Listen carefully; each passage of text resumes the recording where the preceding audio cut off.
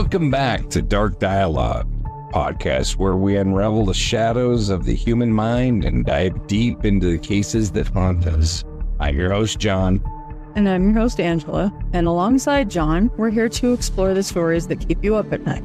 Some mystery, betrayal, and the kind of truth that is stranger than fiction. Each episode, we dive deep into the cases that haunt us, the mysteries that linger, and the question that refuses to fade, giving voice to those left forever voiceless. So grab your headphones, dim the lights, and join us for a conversation that's as gripping as it is unsettling. This is Dark Dialogue. Step into the darkness together. So this week, we're jumping right back into the curious and tragic death of Lauren Agee. Fortunately, Angela, that means that we have no location description for you to give us this week? No. No? I have no populations to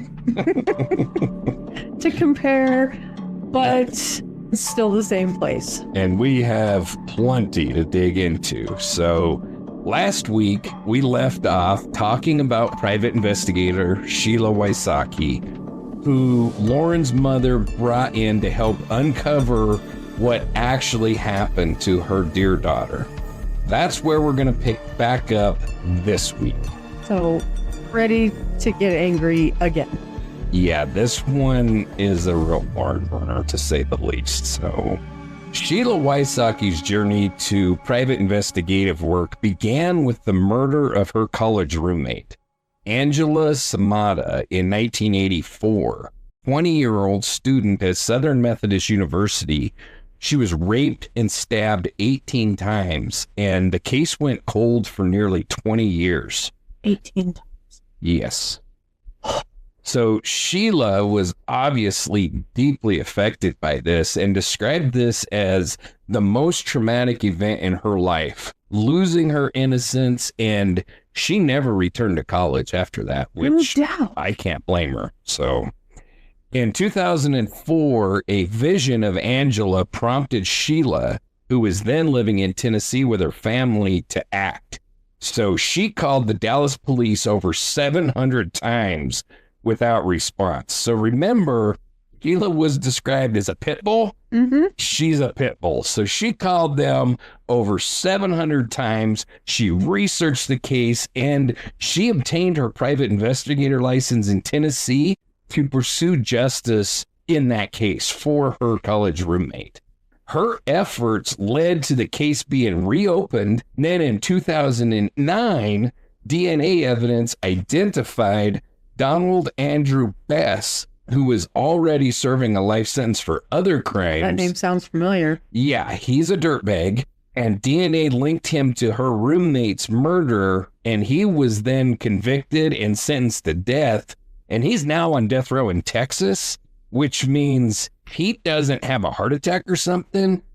This douchebag is going to ride the lightning because they kill him in Texas. They don't screw around. Regardless of your feelings on the death penalty, I have no shame in saying I'm a supporter of putting to death some dirtbag that will rape and stab an 18-year-old girl or a 20-something-year-old girl 18 times to death. 18 times? Yeah.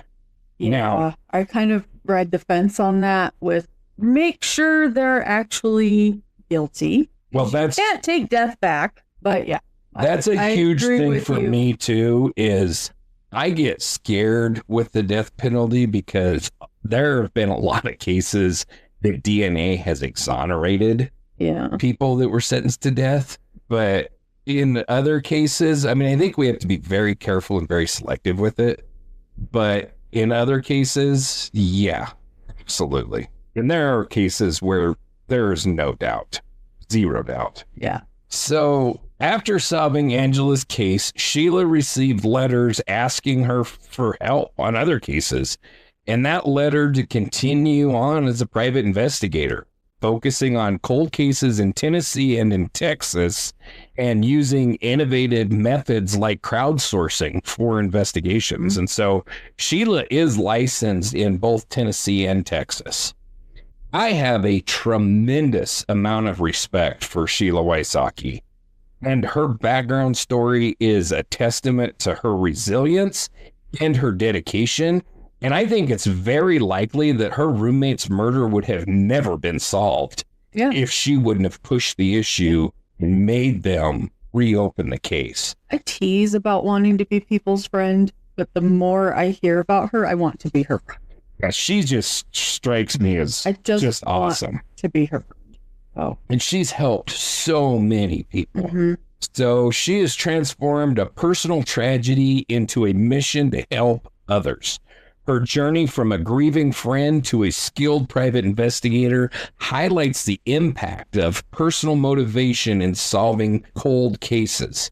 Use of DNA evidence in Angela's case underscores the importance of modern forensic techniques, and her continued work reflects a commitment to justice for families in similar situations. So imagine what Sheila must have thought when she first started looking into Lauren's case. She found a crime scene where the evidence was ignored, witnesses were brushed off, and the lead investigator admits that he's never even handled a homicide. He never even had training in homicide investigation. I do want to say I'd love to have been a fly on the wall to just watch her initially read that and just get angry. Yeah. Because I would feel that, let's get them. Yes. We write it down. Absolutely.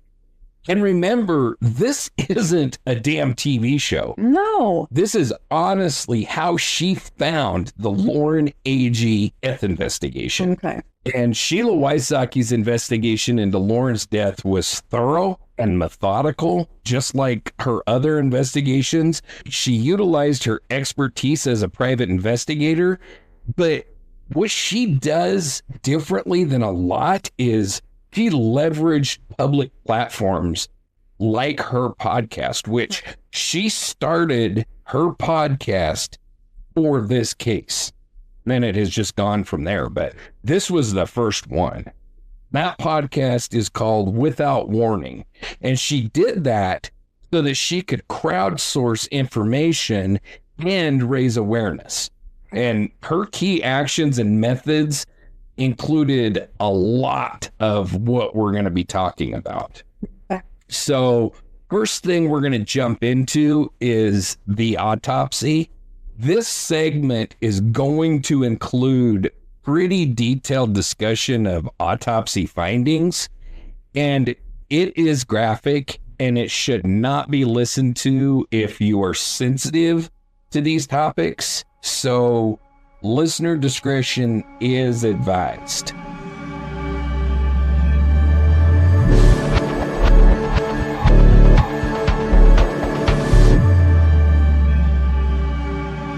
Viewer discretion is advised.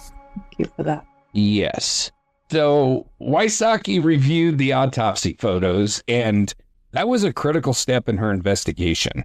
Multiple sources, including a WZTV article, confirmed that she discovered a bite mark on Lauren's chest, which had not been investigated by the police, and it wasn't noted in the autopsy report. Mm-hmm. And so she had the pictures reviewed by experts. And she also noted the lack of water in Lauren's lungs, suggesting that she was likely dead before she ever entered the water. Yeah. And that contradicts the whole drowning theory. She also saw that there was bruising on Lauren's thighs and was interpreted as possibly caused by someone kneeling on her, holding her down, which indicated a struggle. I have also, I would say, unfortunately, reviewed the autopsy report in part, what I was able to get my hands on, as well as quite a few of the photos. So let's start with the report and then we'll talk about the photos. So as all autopsy reports that I've seen, this one includes a drawing that shows the injuries to the body. It shows something like 24 or 25 injuries to Lauren's body. She was beat and scratched all to hell. The incident report that I saw was an absolute embarrassment. I will quote it in full It won't take me very long. And it says, quote, on 7/26/15, I was dispatched to Still Point for a possible drowning. The body of Lauren Taylor Agee was found by Dylan and Lynn Blair, who was fishing at the time. The body was recovered by Sergeant Williams, Detective Patrick, and officers of the TWRA and transported by DeKalb EMS to DeKalb Community Hospital, end quote. That's it. And this was signed by Eric J. Russell, badge number 507. Now, I have no idea who in the hell Eric Russell is. He's just yet another name from DeKalb County that we're hearing, but they seriously question the entire DeKalb County Sheriff's Office with this. I mean, again, he doesn't even use proper grammar in English, which I get it. It's not important, but it drives me insane. I understand. Especially on professional documents like this. I don't know. I'm obviously just a podcaster, and I've got to take whatever I can scrounge up because I'm not privy to all of the information, all of the autopsy report, all of the pictures, whatever. I only have what I was able to find and what I've seen, but that's what we're going to talk about. So the report obviously lists the name of the decedent as Lauren Taylor Agee, age 21, race white. And as I'm going through this, these are the fields in the autopsy report. So that's why it's listed this way. So race white, sex female. It lists her address, which I'm not going to give. And then No dogs people here. Yes. And then her date of death as 7/26/2015 at 6:30 p.m. Type of death NOS, or not otherwise specified. The investigating agency is DeKalb County Sheriff. Place of death, Center Hill Lake, Smithville, Tennessee. The narrative summary states the decedent is a 21-year-old white female that was last seen alive around 03:30 on 7/26/2015 by friends with whom she was camping with.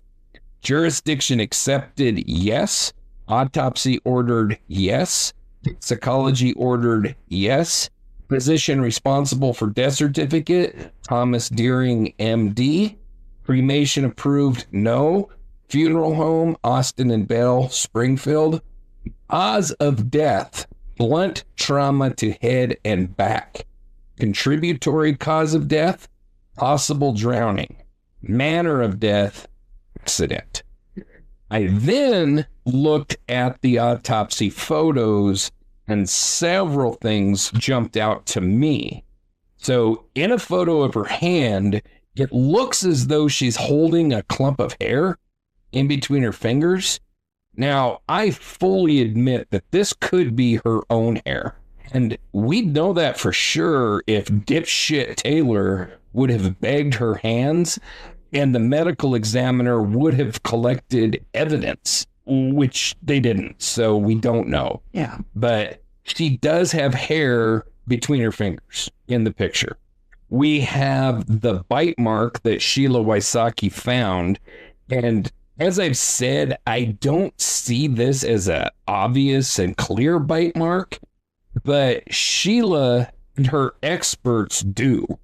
And they know a hell of a lot more about it than me, so I have to refer to them on that. And it's possible they saw better pictures than what you can find. And most likely they did see better pictures, but I will say that it is a significant bruise or abrasion of some kind that's located beneath her breast. And I cannot count the number of cases that I've heard of or that I've looked into where a rapist bites the victim, and oftentimes it's on or near the breast. So I think that this is an important clue.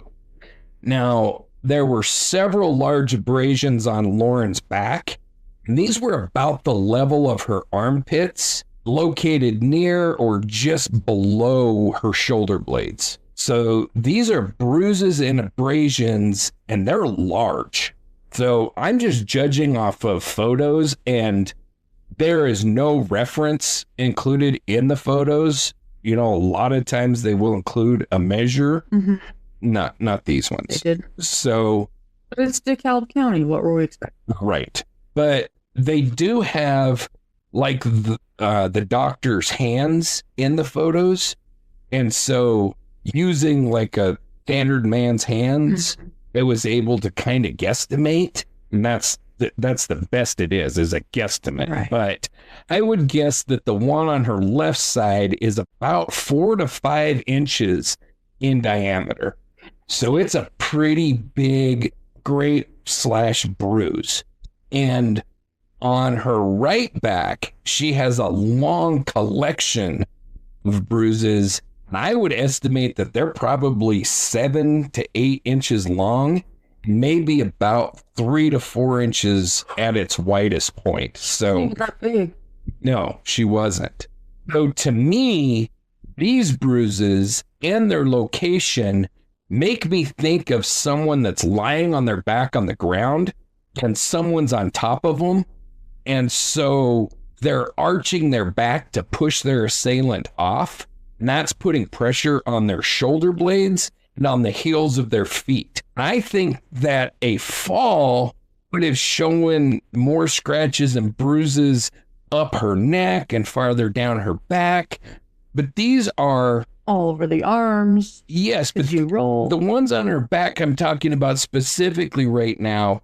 And these are right on her shoulder blades, right on those points that if you arch your back, those would be the points that would still be on the ground. Yeah. And I just find it very odd that she would have so significant bruising and scratching to those areas of her back, but then not up her neck and then farther down her back and over her buttocks and everything. It's just isolated to those spots on or near the points of her shoulder blades, which just doesn't fit with the fall to me at all. Then as we move to her right upper arm, there are significant scratches that could have easily come from fingernails. And if I'm being honest, they could have easily come from trees or something too. But the way that they are on the arm, they're right up here on the arm. And I'm pointing up to the bicep area of the arm. The direction of them is moving like from back to front of the bicep. Yeah. That to me indicates that someone had a hold of her arm and then scratched her as she either pulled away from them or they tried to pull her towards them. Yeah.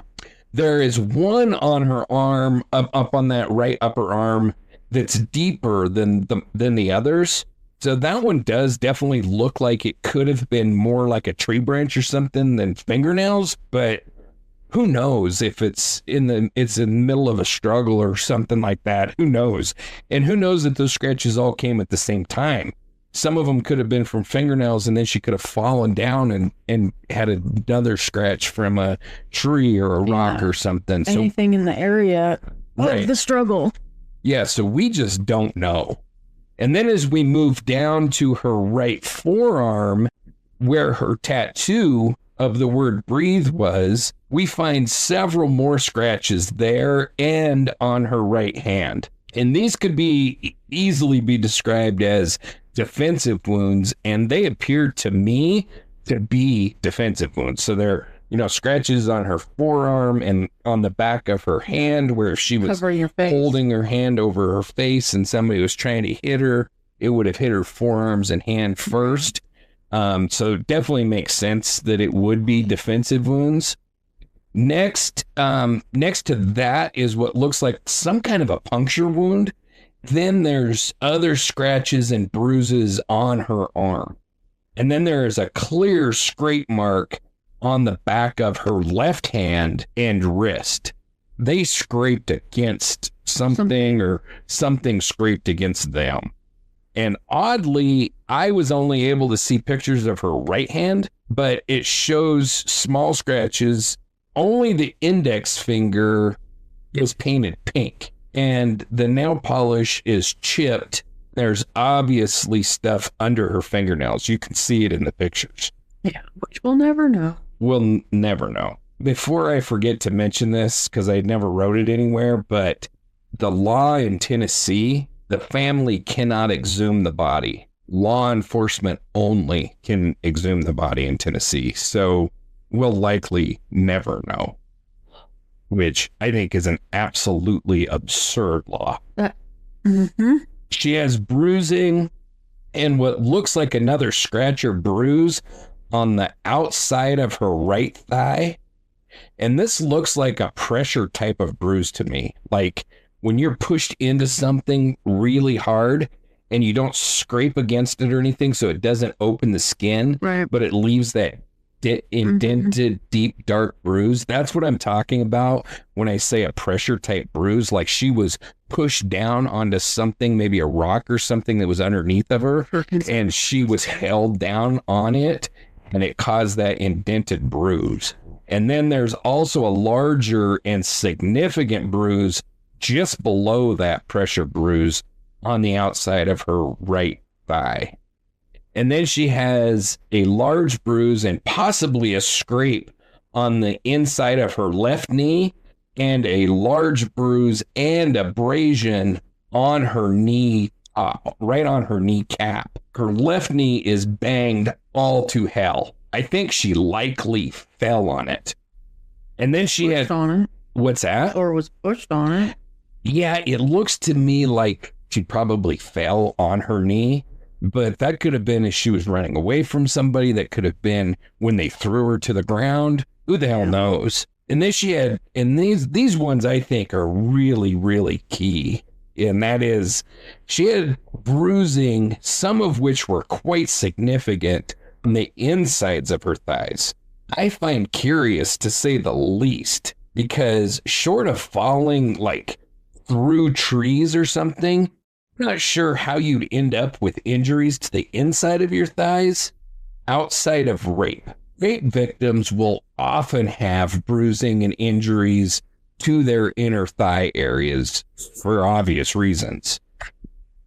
The top of her left foot is scraped, like a big old scrape that covers the majority of the top of her foot, and it looks like it slid against something. And then on her left heel, there is a big bruise that covers almost the entire heel with a big abrasion, which kind of circles back to my theory of she's arching her back, trying to push somebody off, and she's using her heels and the points of her shoulders to push up against, and it left a big scrape on the bottom of her heel. And then her neck shows a mark which goes all the way across the neck. Looks like it could very well be a possible ligature mark. There were signs of significant trauma noted to her neck area. This and the possible ligature mark definitely point to me that she was strangled. There was fluid buildup found in her neck. It was obvious that she had trauma to her neck. Her face is a little bit more difficult, but we'll try to explain my thoughts on it the same.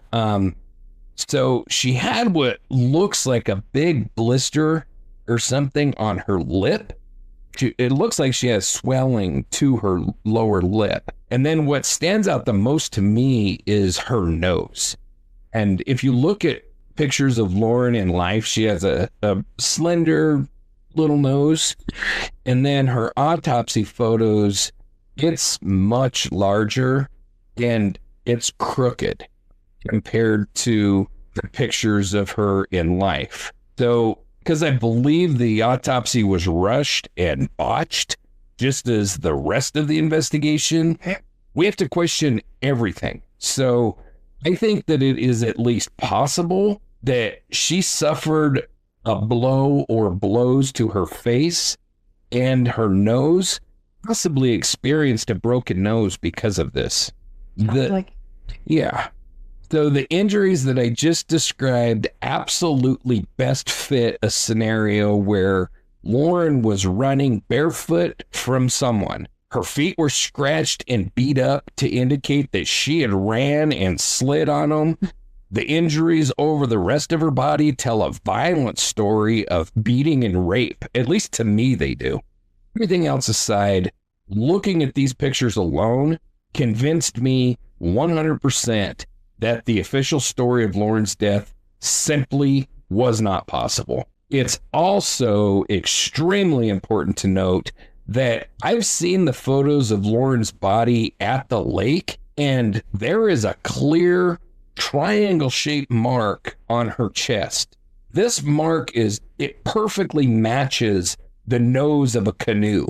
It isn't noted anywhere that I saw in the autopsy report, and I didn't see any pictures of it with the other autopsy photos. Now, fully aware of the fact that I didn't see the entire autopsy report, and probably I didn't see all of the autopsy photos, but I never heard in the deposition, I never heard anything about this triangle mark on her body, but saw it clear as day in pictures. I think you saw that picture, didn't you? That one I did see, yeah. So find it extremely odd that there's no discussion of it. And to me, this looked more like a lividity mark than a bruise. So when we're alive, we can push on a body part. Think of like pinching your finger and it turns white, it turns colors, and then you let go and the color comes back. That's because we still have blood flowing through our bodies. So we can leave a mark, and you can do this with like the pressure bruise thing I was talking about. But if you push something into your skin and then pull it away, it'll leave a mark there, but it's only there for a few seconds or so, and then it goes away. That's because we're alive and the blood is still flowing in our body. And so those marks quickly go away. But lividity is when the blood pools in the body after death, after your heart stops pumping. And it usually begins 30 minutes to 4 hours after death. And then it's most pronounced around 12 hours after death. Then the blood becomes fixed because, just think of it, if you're lying in a position after you die, all of the blood in your body starts draining to those lower places. And then after about 12 hours or so, there's no more blood to drain. So it's pretty well fixed at that point where it's going to be. It actually happened when I broke my leg. Oh, really? Mm-hmm. My heel turned purple for 2 months. The process starts with a bright red coloration, and then it changes to bluish purple over 6 to 8 hours. So this mark of the canoe shouldn't have disappeared in a dead body, and it should have been visible during the autopsy. Now, because we can't believe anything that we've been told in this case, I don't have any answers.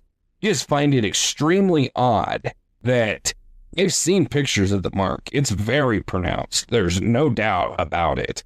I find it very odd that it's not brought up in the autopsy or in the investigation anywhere.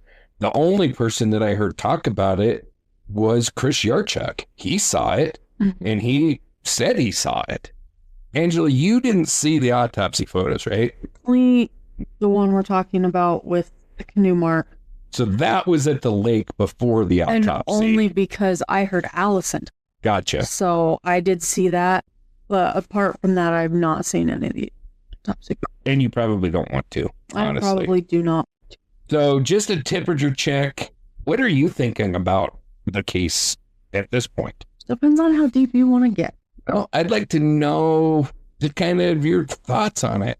So I don't want to distract from the case, but having experienced some things that you have spoke of, the bruises do match with what you say, with what you're thinking. So that is what I'm thinking at this point as well. Not detract from what it is, so I'm not going to get into that. Right. But I have firsthand knowledge of some of this stuff, and the bruises are correct in that, at least for me. So suffice it to say, you don't buy the official story either. No, I do not. Okay. I do not. So with that, let's get back to Sheila's investigation.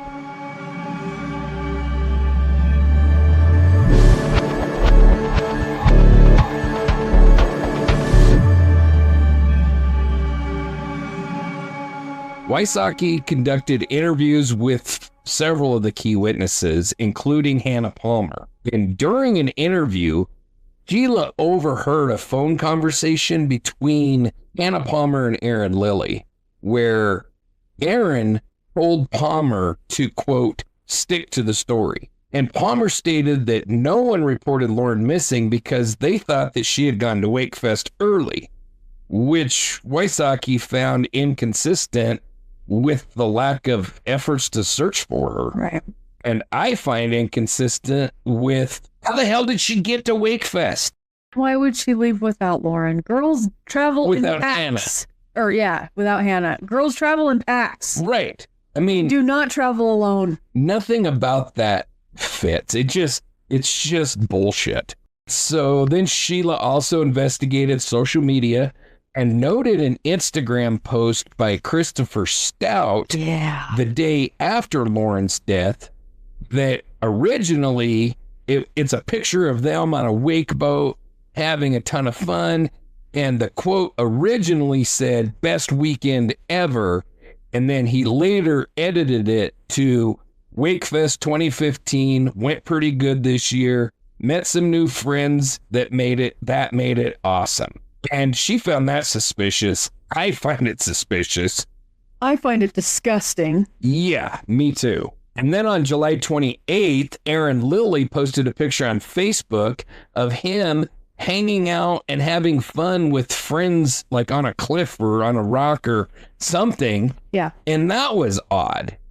Then there was another concerning social media post, but we haven't introduced that douchebag yet, so I'll wait until we do to discuss that. Of douchebags. Yes. Sheila's analysis of the police investigation went like this. So she looked into the police investigation and she criticized it for its lack of thoroughness. She noted that the police failed to order a rape kit or collect DNA evidence, as noted in What Happened to Lauren. They failed to interview all the potential witnesses, including nearby residents of the festival attendees, and they did not listen to the 911 calls. They failed to investigate the bite mark or other physical evidence properly, which Wysocki highlighted as a significant oversight. And she noted that the lead detective, Jeremy Taylor, admitted during a 2018 deposition that he had no prior experience in homicide investigations and had rushed the case, concluding it was an accident after just 2 months. Yeah. Just making sure you all can hear John's air quotes correct over detective. Yeah. Just making sure. Like I said, Wysocki launched the Without Warning podcast in 2018, dedicating season 1 to the Lauren Agee case.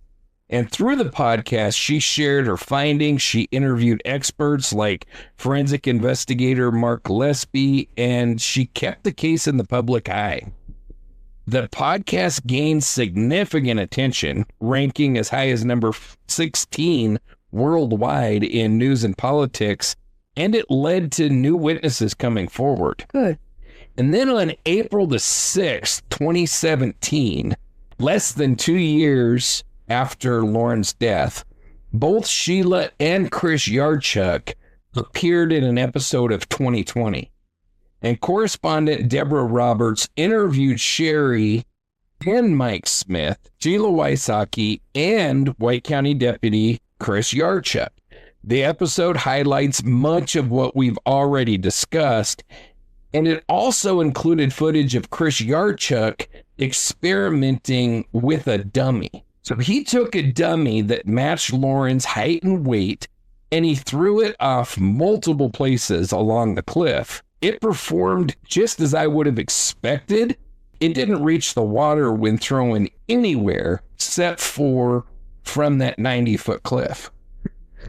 And this footage and experiment make it very clear that had Lauren fallen anywhere else around the camp, it would have been next to impossible for her to get to the water. 2020 also showed footage of Sheila dropping milk cartons into the water under the cliff, to see how they would drift with the current.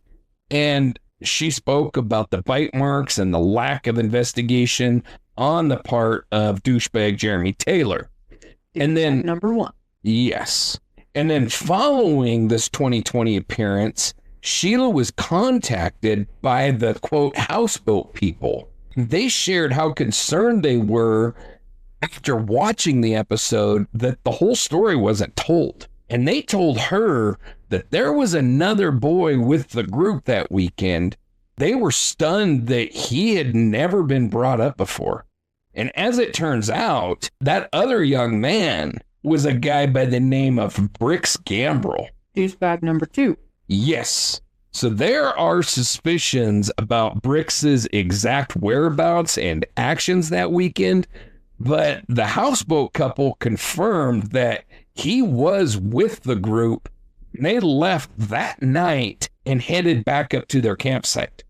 Remember, Chris Stout fell asleep on their boat the night that Lauren died.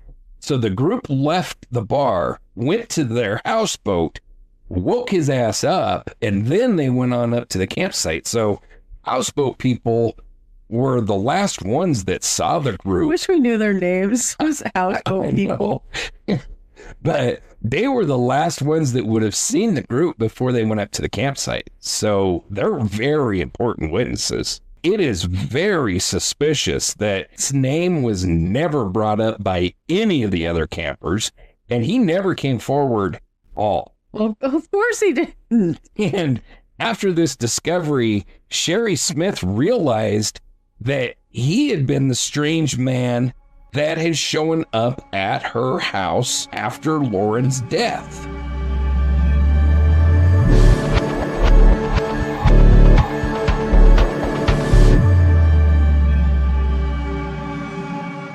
A couple days after Lauren's death, a strange man showed up at the Smith home. As it turns out, that strange man was Brix Gambrel.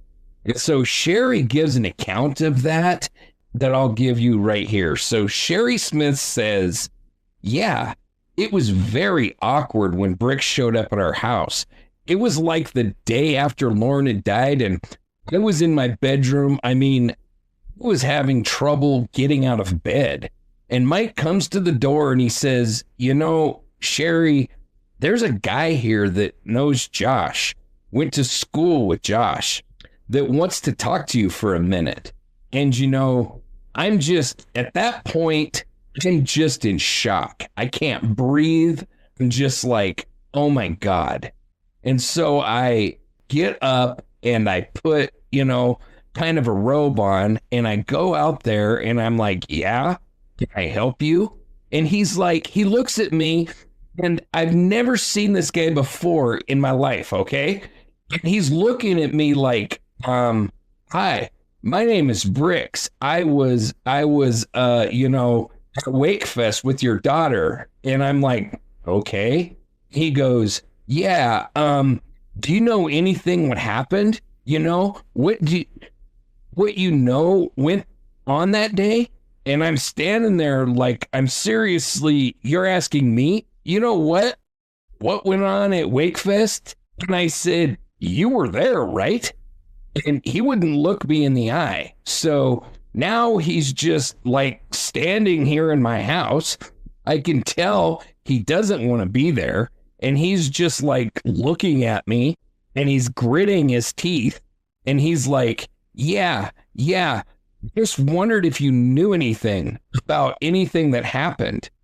And I'm looking at him and I said, no, do you? And he's like, well, I just wanted to come by and, you know, talk to you for a minute and say hi to Josh. So, see ya, bye. He runs out the door. It was the weirdest thing I've ever seen in my life. Why was this? First of all, I've never met him before. And he claimed to be friends with my son. And he called Josh out of the blue after, you know, Lauren died. And he said, hey, man, I need to come talk to you. And so they met up. They went somewhere called Stark Knob. It's like a dock. And they went and they talked for a while. You know, he just wanted to come to the house and see if I knew anything. So that was Sherry's version of that whole crazy episode. Limited background details are available on Bricks. He's listed on LinkedIn as Mr. Bricks, placing angels, but no further personal or professional history is publicly documented. I do think that it's important to note that his father is Michael Gambrell, who was born in 1953. Michael is alleged to have white supremacist affiliations and apparently has a Third Reich eagle tattoo.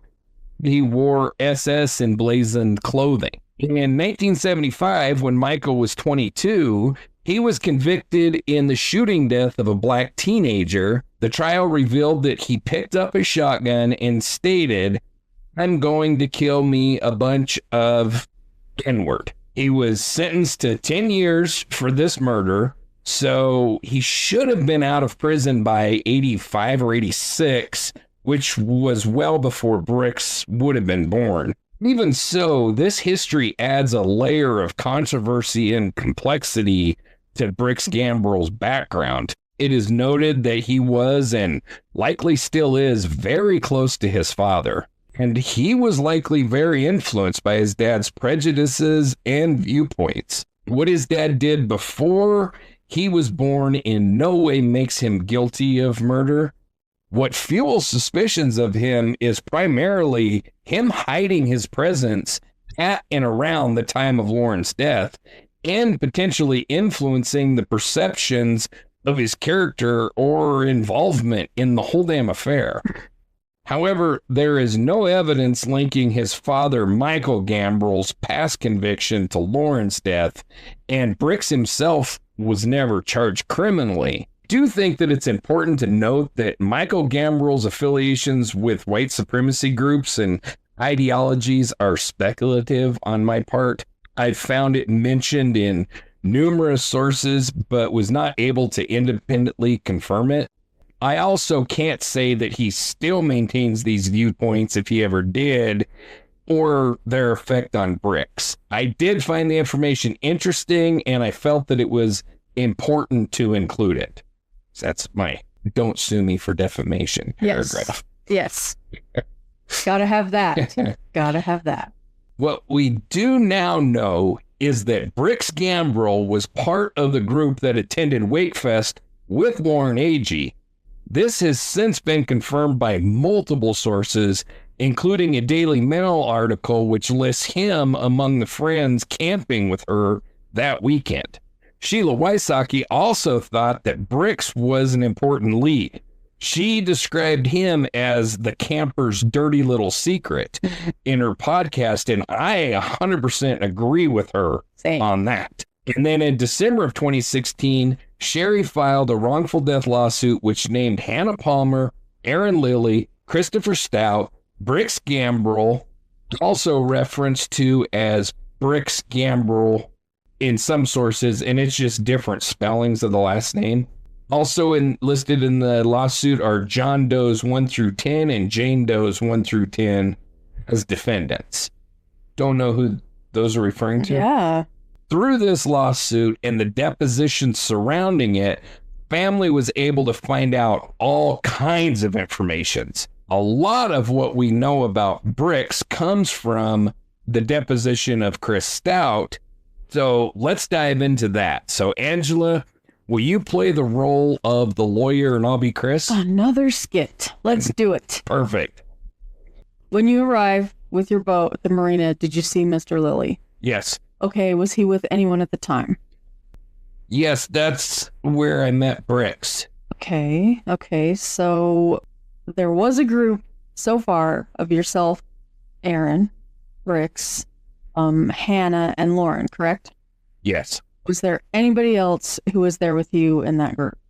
Not that I remember. Okay. When you got to the bar that night, did you see other people? Yes. Nobody that I knew, but there's plenty of people at the bar. Did you socialize with the other people at the bar or mostly just stick to the group of 5? Mostly just stuck to the group, but I socialized with everybody. Okay. Where, if anywhere, did you go after leaving Fish Lips? Probably back to, we went back to the campsite. Okay. How did you get to the top? We took the canoe and all the way to the backside and went up the rope all the way to the campsite. And did all 5 of you go up to the campsite that night?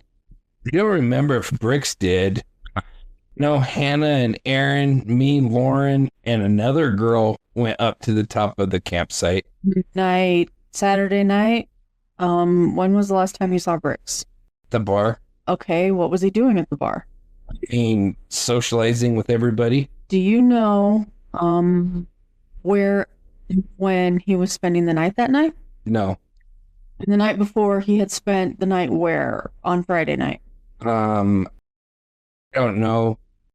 I believe he stayed Callie in the car, so. Callie. In Callie's car? Yes. Okay. Where was Callie Q those 2 nights? Friday night and Saturday night. She was at the bar, I believe. Okay. Do you know where she spent the night those 2 nights? Friday night and Saturday night? In her car. Okay. That I know, I don't. Why do you believe that Bricks was with Callie? Because they said they were together. They said they were together. Do you know whether or not Bricks spent the night on the houseboat? No. Okay. And did you ever see Bricks on the cliff or on the campsite on Saturday night? No, not after the bar. Okay. About how long did the group stay at Fish Lips, the bar, that night? Several hours. We ended up going to the bathroom at one point in time, and I lost the group. So it's towards the end of the night. I lost the group and then went off and found other people that talked to. Hey. And then I went looking for everybody. I couldn't find everybody. So I went to a houseboat, which was across from my boat, which we had talked to earlier. Some people that were cool. I ended up falling asleep on their houseboat, waiting on everybody else. About what time was that? I couldn't tell you. So It was night. Did you wake up? Yes. Aaron and them woke me up, and then we went back to the campsite. Okay, so had Aaron and Bricks and Lauren, had they been staying? Had they not gone to the campsite while you were sleeping? I don't know. So they found you somehow? Yes. Who specifically was it that found you? I was right there at the dock. They could all see me. Who was they all? Aaron, Hannah, and Lauren, I believe. Okay, that first night, did Bricks spend the night on the campsite? I can't recall. Okay, you said that, I think.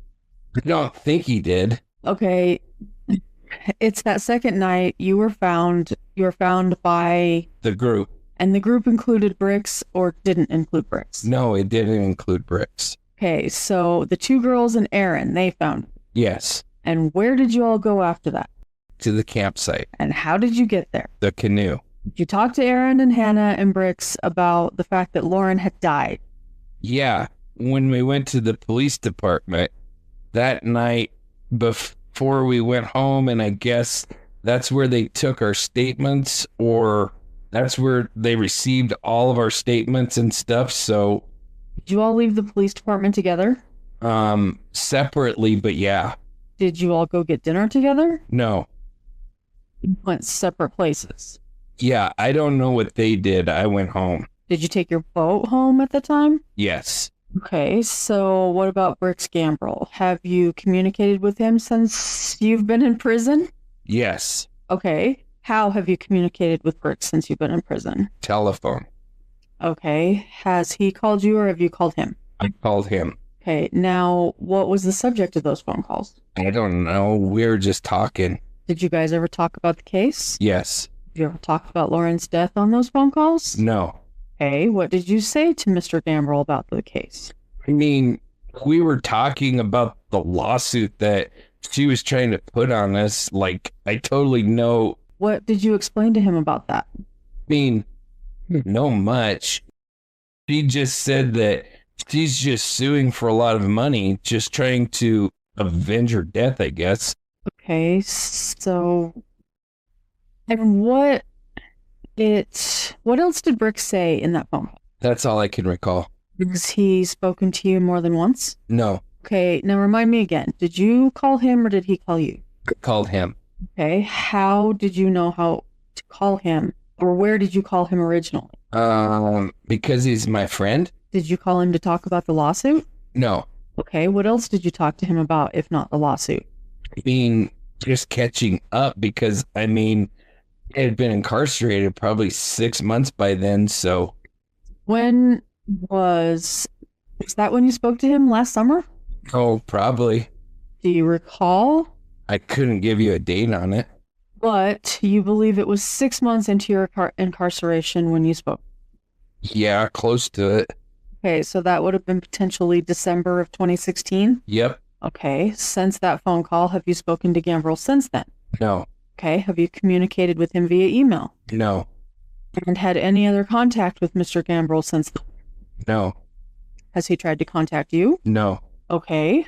One of the things you testified to earlier was that when it came to Hannah Palmer, you mostly just spoke to Aaron Lilly. Were there any other of the other individuals I've talked to about here, Aaron Lilly, Hannah Palmer, or Brooks Gambrill, who you've spoken to through a third party, such as a sibling or a friend of theirs that has passed messages back and forth? Yes. And who was that intermediator? Through Megan. She is the woman that's living at your house? Yes. Okay, and what messages has Megan passed? Just finding out about my boat because Brooks has my boat. Okay, what did you want to know about your boat? That's if it's okay because I didn't intend on being incarcerated so long. Okay, and who is looking after your boat? Brooks. Where is it located? I don't know. Did Megan tell you where Brooks had taken the boat? No.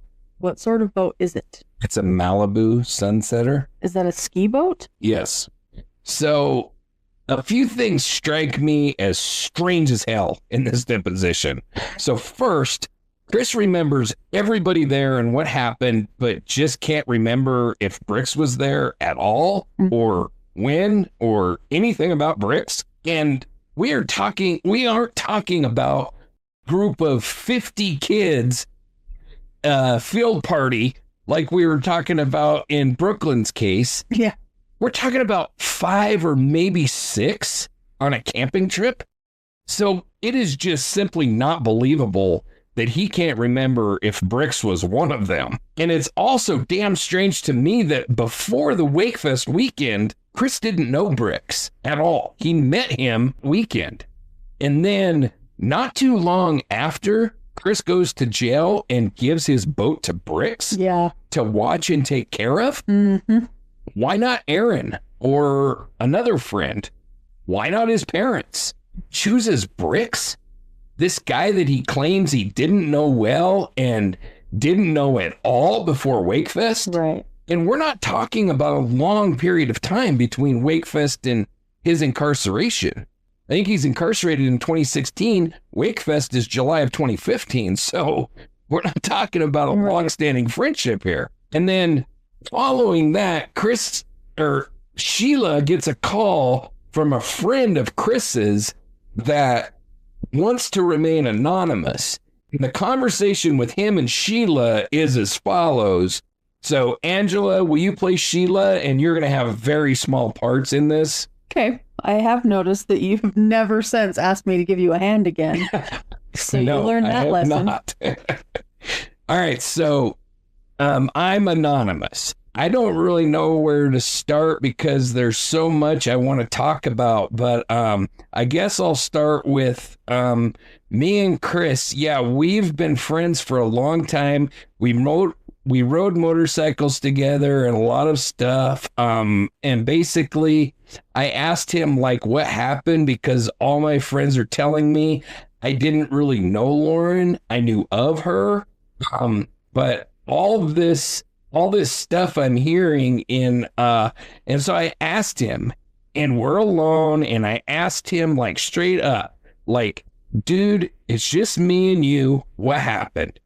And his version that he told me, I have not heard on one video that I've watched yet, and I've watched almost all of them on YouTube.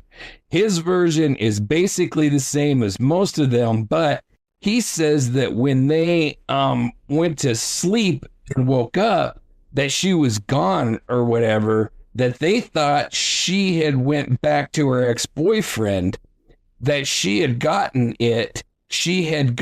into an argument with him and his new girlfriend at the bar, and they were like, oh, she must have left and went back because they got in a big fight and she tried to leave and go home, but we took their keys and hid them behind a tree.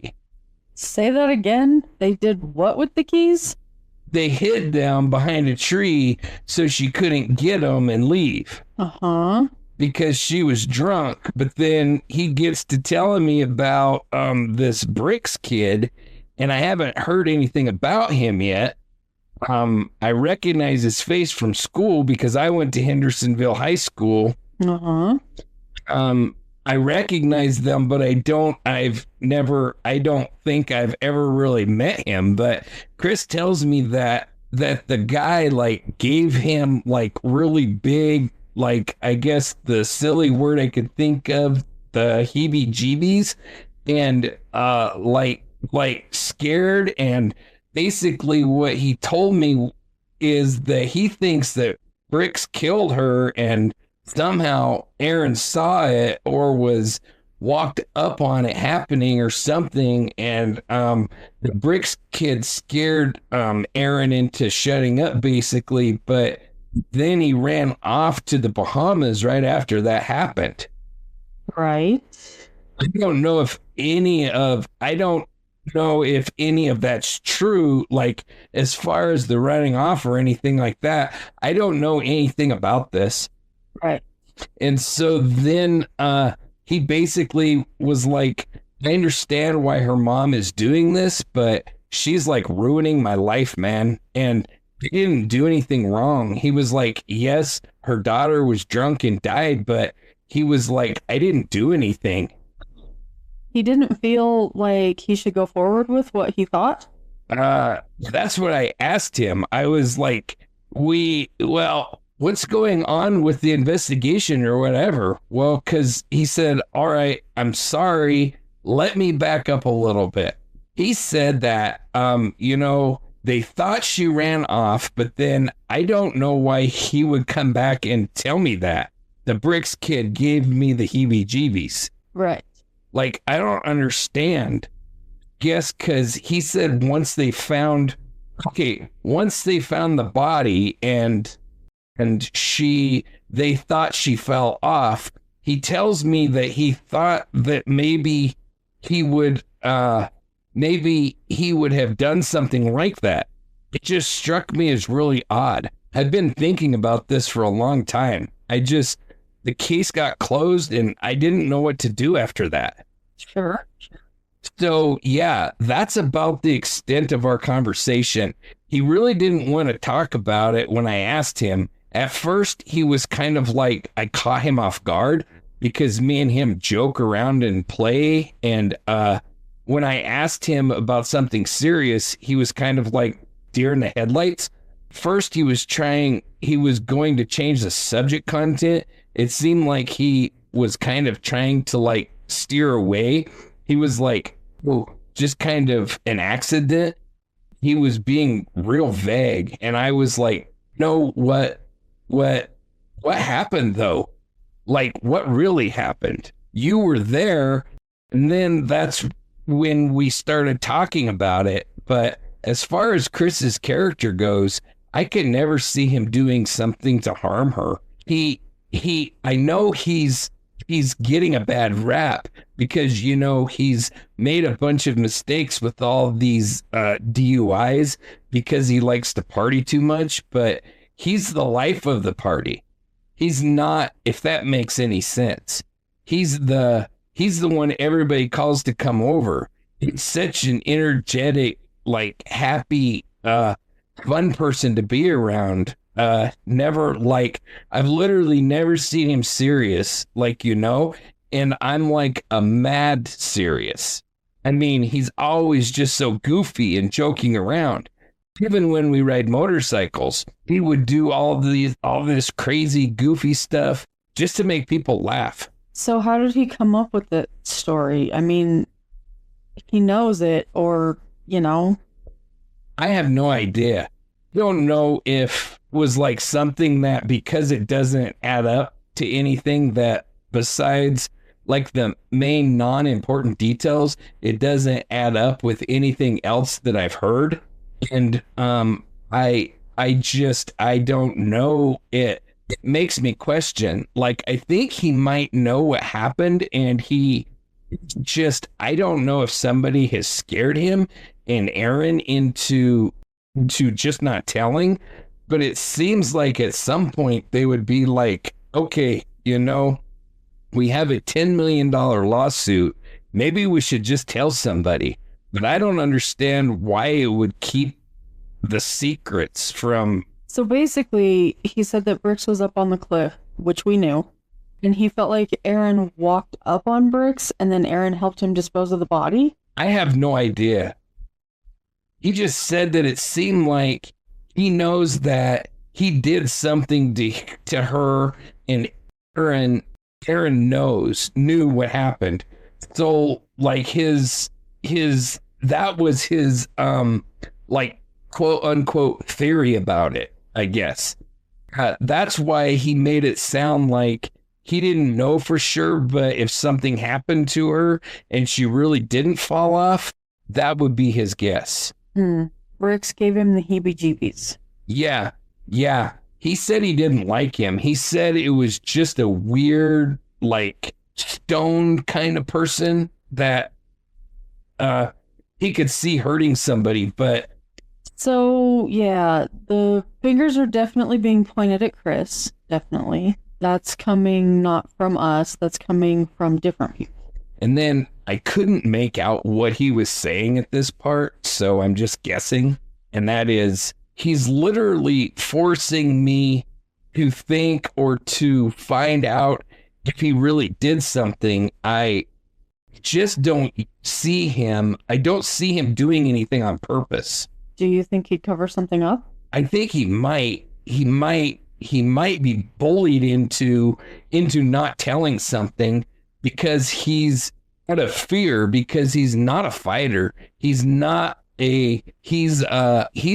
I mean, you've seen him. He's a little bitty guy. I mean, I've never known him to get any sort of confrontation.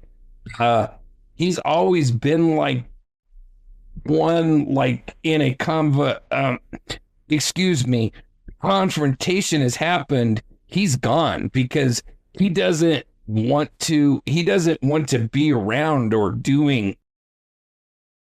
And as far as the bite, I don't know how to put it in like lightly, but what he did obviously kind of seems like somebody tried to take advantage of her sexually or something like that before hurting her. And my opinion, I don't know if I'm wrong for that. I definitely wouldn't believe, because that man has women chasing him all over town.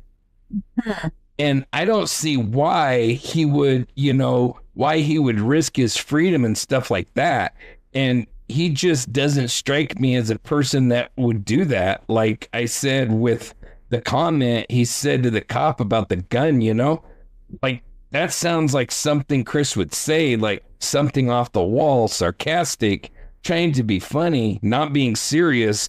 Like, I don't know. I've known him for a long time, like his whole life. Now, what about like the drugs? They said they were doing drugs up there.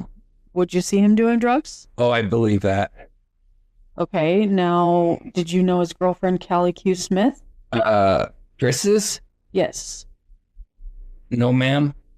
Around the time that happened, we kind of got a little distant from each other because I lost my motorcycle, and so I quit riding. Right. I really believe that. I think I honestly, what I mean, more than I do. I don't think that this is just a coincidence, like accident, I should say. I think something happened to her, and I think that it was like Chris said, either that Bricks kid that's just disappeared, I guess. I don't know if anybody even really talked to him or not, or... But you don't think, Chris? No. I just don't see it. I don't see why he would do something like that. So he did not want to talk to you about that night. He just basically said a couple of things and then he was done. Yeah, it was definitely sounded rehearsed. Now, I don't know if it was rehearsed just by him or somebody like told him what to say, like, with Aaron telling him to shut up every time he talked or tried to talk to the police. Yeah. I don't know that that kind of starts making me believe that Aaron had some kind of control over this kid. Lauren's big sister, Allison, has requested that we share something that was very important to Lauren and then became very important to those that loved her after her passing. Now, as we talked about, Lauren's dad's side of the family referred to her as Taylor, and this includes big sister Allison. And Allison, when asked about the tattoo Breathe that Lauren had on her forearm, she explained it as follows. To Taylor, Breathe was her reminder to stop and breathe before you act, before you're impulsive, etc. The arrow means even when you're being pulled back in life, all the pressure, when you let go, you will launch yourself forward. She goes on to say that at Taylor's visitation, someone brought a stamp that they had made of her tattoo, and everyone there got to have it on their skin, just like my sister. That served as inspiration for Allison. And so she created an Etsy shop where she's able to share Taylor's story, and hopefully we can spread it all around the world. There's some really cool items here in this store. There's cups, there's shirts, there's stickers, there's notebooks, there's koozies, hats. It is just really cool what she has created and what this message means. I encourage anybody that hears this to jump on that site and just check it out, because like I said, they're really neat products. They're definitely worth taking a look at, and anything that you purchase goes to a great cause, and that is supporting Lauren or Taylor's everlasting legacy. These are some really neat and special items. We have Mother's Day coming up just around the corner. We've also got birthdays and for yourself. These are some really neat items. I strongly encourage you to check out this Etsy shop and to help Allison spread Lauren or Taylor's message around the world and bring even more listeners to her story. The only way that this case is going to gain any real traction is if we all become involved, if we all become outraged at how this was handled. So I will be posting links to Allison's Etsy shop as well as to her TikTok, where she has created a video that explains her products and the significance of those products to her and to her family and to Taylor's legacy. So those will be in the show notes. I strongly encourage you to check them out and to support Allison in this mission. Now, I'm sorry that was so hard to follow. And you can listen to the actual audio of that on Without Warning. Sheila Wysocki's Kid has lost his mind. All of these kids, and first of all, I respect this kid for coming forward, Well, yeah. contacting Sheila for talking to her. And so I don't want to like degrade him or anything, but all of these kids are like trying to, and now I'm saying, and now I'm doing it. Like, If you hear me say like one more time, throw a rock at me or something, have a rock. drives me crazy. But pretending to be these kids is ruining me. But it's so hard to understand what they're talking about because it's like everything's like, and you know, like, and then like, and they can't get or a whole sentence or a whole thought out without interrupting it 12 times with like, and it's so hard to follow. And that's why I said the kid's lost his mind, because we don't talk like that. Yeah. And when you listen to it, the actual audio, his voice is also, what am I trying to say? Like they disguise it. They disguise his voice. So he's talking like that. Oh. So it makes it even harder to understand. And I don't understand exactly why, because, you know, he pretty much identifies himself to anybody that would know him. Mm-hmm. You know, he rode motorcycles with Chris and he grew up with Chris. And so I don't know who he's trying to hide from, unless it's Bricks or Aaron, who might not know him, or just made him feel better in the time. Yeah, I'm not too sure. But anyway, do want to give him kudos for reaching out and sharing what he knew, because that takes a certain degree of bravery in its own, and he had no reason to do so. Especially with these creepy kids. Yes, and he had nothing to gain. There, it wasn't like he was going after the reward or something, and it wasn't like life-altering information. He was just sharing what he knew, and so he definitely deserves kudos for doing that, and hats off to him for stepping up and at least sharing what he knew. So I was waiting for you to say like again so I could throw this at you. Now there is a lot of things to unpack here in this. So this guy paints Chris more of a victim than a perpetrator. I might be able to buy that if things had played out differently. And what I mean by that is Chris's behavior after WakeFest, after the WakeFest weekend, he wasn't sad and sullen. He was partying his ass off and having a great time. Posting about it. Yes, the day after Lauren's body was discovered, he was busy posting on Facebook. Lauren's family claimed, like we said before, that his original post said that it had been the best weekend ever. And I wholeheartedly believe the family on that fact. But even if the family were lying, what he changed it to wasn't much better.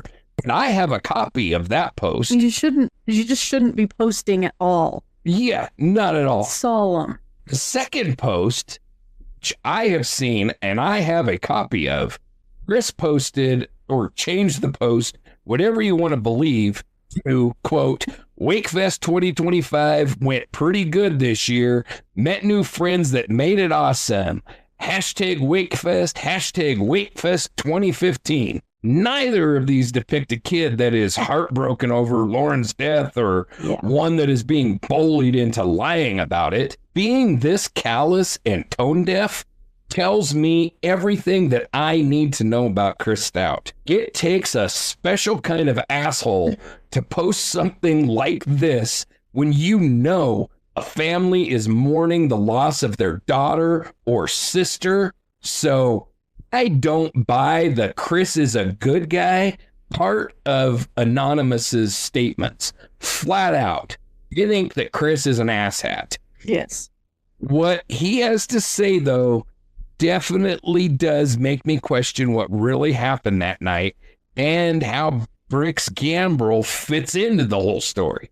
Bricks is suspicious as hell. First, it took some balls and a special degree of asshole to show up at the Smith home the day after their daughter died. Yeah. And it's also very suspicious that he was fishing for information. Now, us true crime aficionados, the true crime nuts, which is probably everybody listening to this, we all know that often the perpetrator will attempt to insert themselves into the investigation.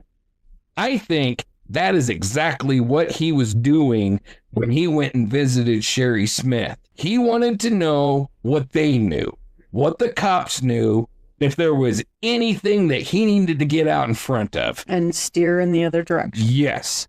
So, as I have already said, I have a tremendous amount of respect for Sheila Wysocki, the job that she did on this case.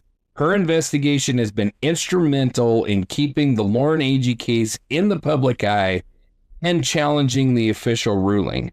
Her discovery of physical evidence, like the bite mark and the signs of strangulation, combined with the inconsistencies in witness accounts, suggests possible foul play, which aligns with the family's belief that Lauren's death was not accidental. The podcast has served as a platform for crowdsourcing justice, leading to new leads and public scrutiny, as evidenced by its ranking and new witness testimonies. However, despite these efforts, the case remains unsolved, with the wrongful death lawsuit against Hannah Palmer dismissed and the suits against Aaron Lilly and Christopher Stout still pending, or I don't really know where they're all at. I think that it's important to note that when I first listened to Sheila's podcast, which was when she was in the middle of this investigation, and I actually spoke to her at that time through Patreon and joined her Patreon and, looked at a lot of the photos and stuff that she released to her Patreon members at that time. If I'm being honest, I came away uncertain. I felt that Jeremy Taylor and his boss, Pat Gray, were absolutely bumbling idiots in the vein of Barney Fife. Oh, man. But I wasn't convinced that it was a murder. Digging deeper into the case, however, as I was getting ready for this podcast, I became convinced beyond all doubt that it was 100% murder.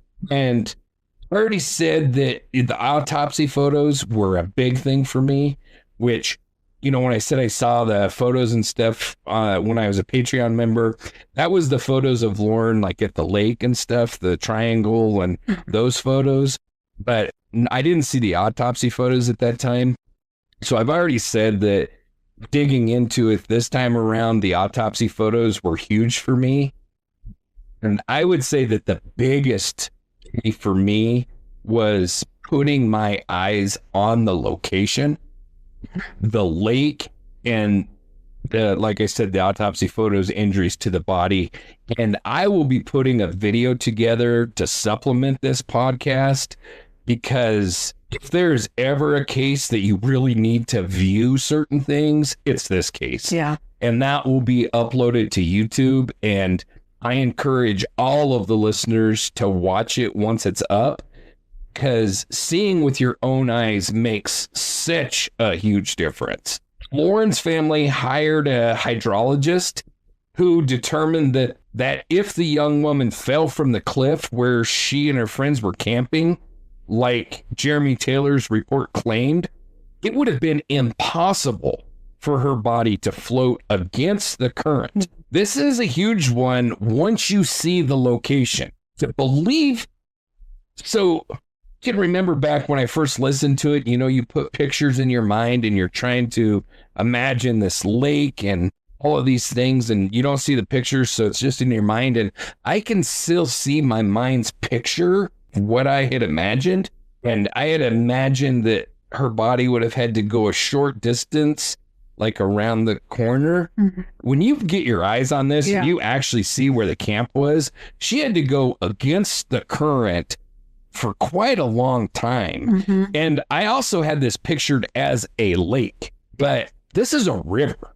She's going against the current of the river, which is flowing. It's not a lake as a body of stationary water. It is flowing down a river that she had to go against the current, and then around cliffs. Yeah, it's like the JFK magic bullet theory.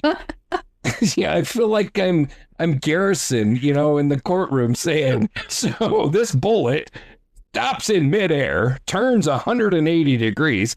That is about what you have to believe if you want to believe that Lauren's body went against the current up the river, and then it stopped and went sideways with the current, over, and then went completely the opposite direction to get back into the cove that her body was found in. Right. It's absolutely impossible. You do not have to be a hydrologist to realize that it isn't just hard to believe. It is absolutely factually impossible. It cannot happen. Cannot happen. I mean, when I was a little kid, I'd play in the sandbox and I'd get the hose and I would make the water run. Yep. And I figured out pretty early that you can't make something float upstream. Yeah. It just doesn't work. I never went to college. I just played in the sandbox and I figured this out. So dipshit Jeremy Taylor should have played in the sandbox more, I guess. Oh, we should have left him in the So the autopsy report, I've already discussed. The injuries on Lauren's body were significant.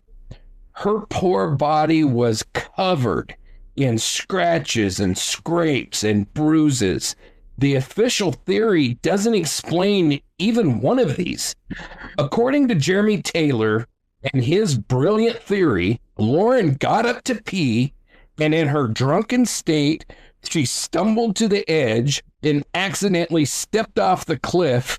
Doing so, she fell 90 feet to the water below. Now, we know that the group was cliff jumping from that same location both before and after Lauren's death, which is morbid to just grotesque. Yeah. That they would have gone back to cliff jumping after they pulled her body from the water, but whatever. Anyway, because of this, we know that the water is plenty deep enough to not hit the bottom. So with that being the case, what the hell caused her injuries? Why didn't we have water in her lungs? He died of blunt force trauma to the head and the back. Drowning was listed as a possible secondary factor. So what did she hit as she was falling through the air? Simply makes no sense. And if you jump and you belly flop, you're going to have it might kill you at 90 feet. Mm-hmm. You're going to have some significant internal injuries, but you're not going to have scrapes and cuts and bruises from it's just the injuries do not match, period. Testing done by Chris Yarchuk with the dummy proved to me that she could not have reached the water if she had fallen from anywhere else other than from that 90-foot cliff. And it showed that anywhere else, the body would have hit rocks, trees, bushes, and would have gotten hung up long before ever reaching the water. You would think that this and the hydrologist would have been enough for the sheriff's office to take a second look. You would think. They didn't, though. Instead, they doubled down, and in his deposition, Sheriff Pat Gray was asked about this, and we're going to do that exchange. So, Angela, will you play the lawyer again? Gotta let me calm down. It shouldn't be funny when you say that, but oh, he's you such say a their good names shit. like it's allegedly their name.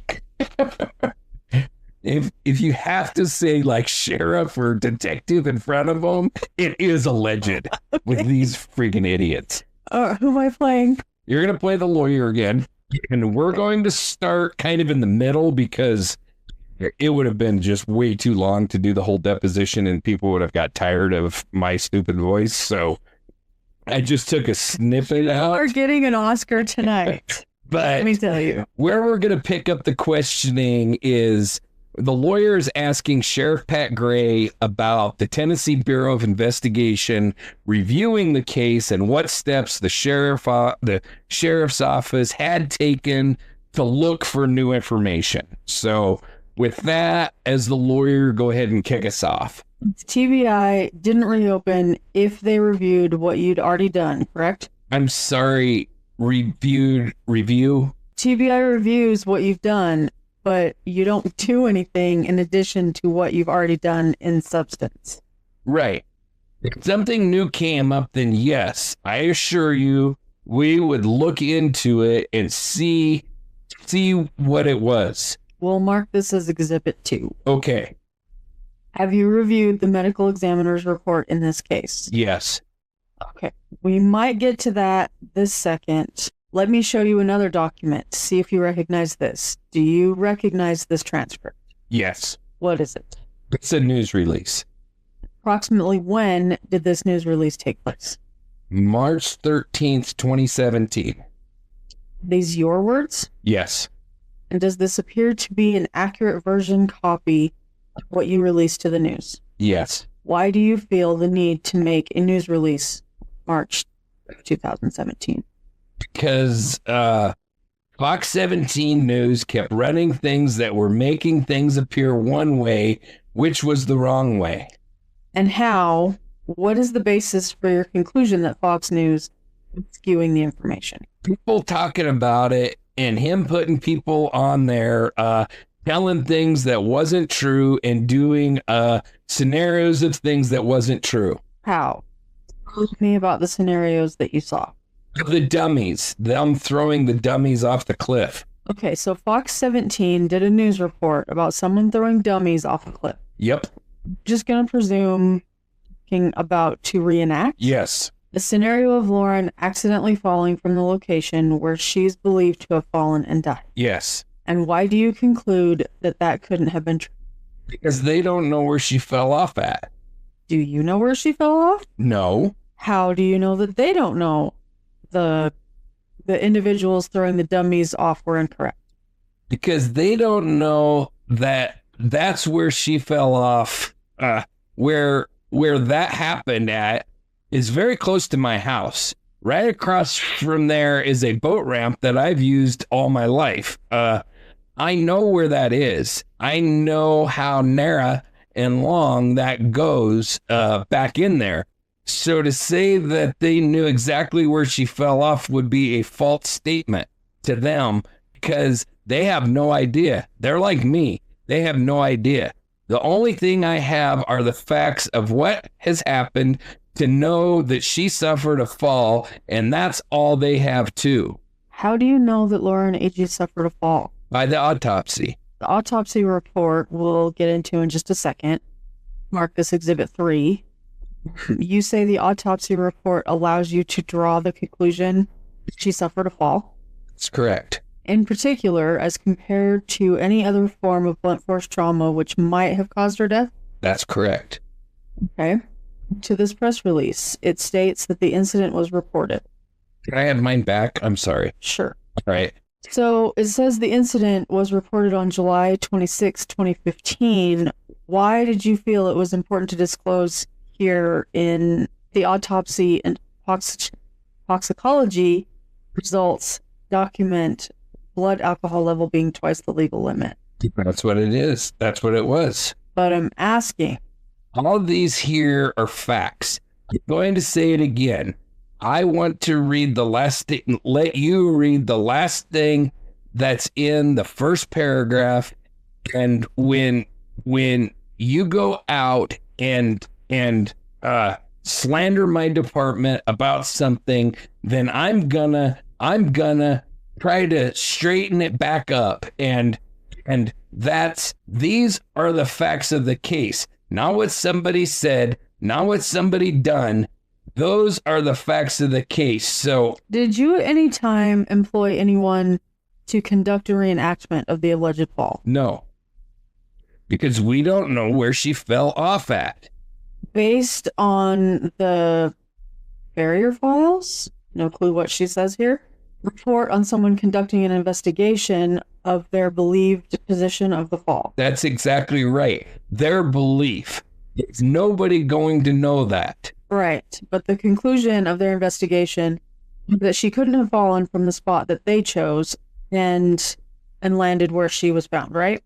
I would assume. Would that not count in your book as new evidence or new information that you could use to reopen the case and to conduct your own reenactment of where you believe she might have fallen, or other places to show that it's possible that she could have fallen accidentally and landed where she was found?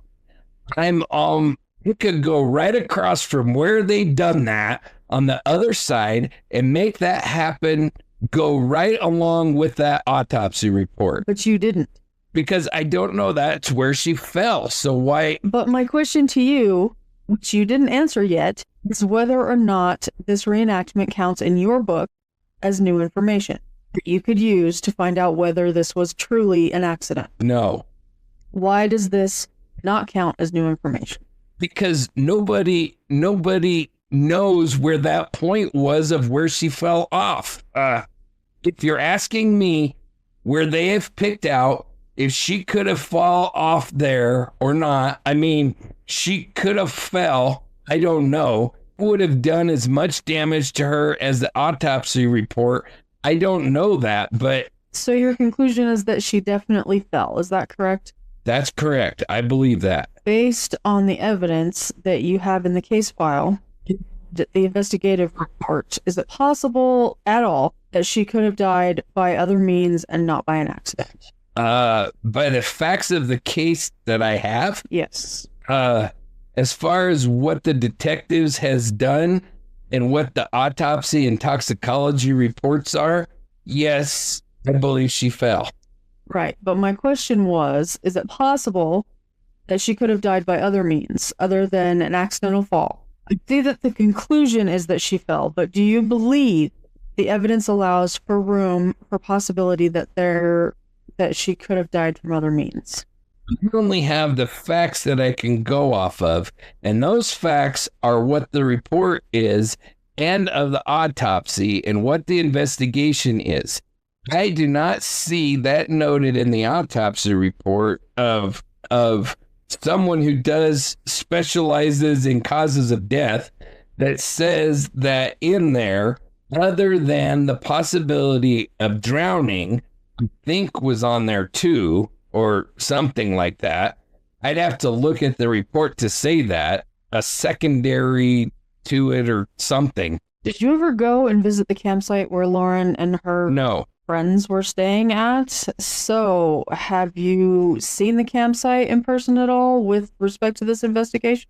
I've know where it's at because of grew up my whole life down where I live. So that's not far from where I live, but I have never in my life got up there, if that's what you're asking. Yeah, I just drive by. I fish by it sometimes. Have you reviewed the medical examiner's report in this case? Yes. Does this appear to be a copy of the medical examiner's report? Yes. At line 18 on page 3, I see that it says contributory cause of death, possible drowning. Is that correct? Where? Line 18 on page 3. Yes. Above that, I see cause of death, blunt trauma to the head and back. Is that correct? And then at the line 19, it says manner of death, accident. Is that correct? Yes.